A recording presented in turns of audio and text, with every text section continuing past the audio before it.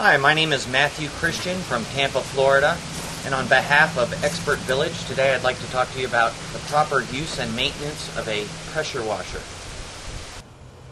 Now, as I mentioned earlier, the pressure washer that we're using today is of an industrial grade, as well as the hose that came with this pressure washer.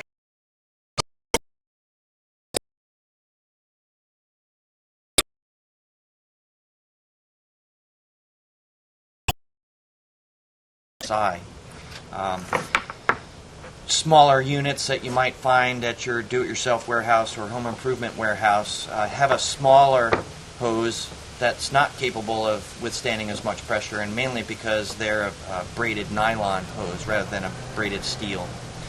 They're smaller in diameter because they're not carrying as much water and as much pressure.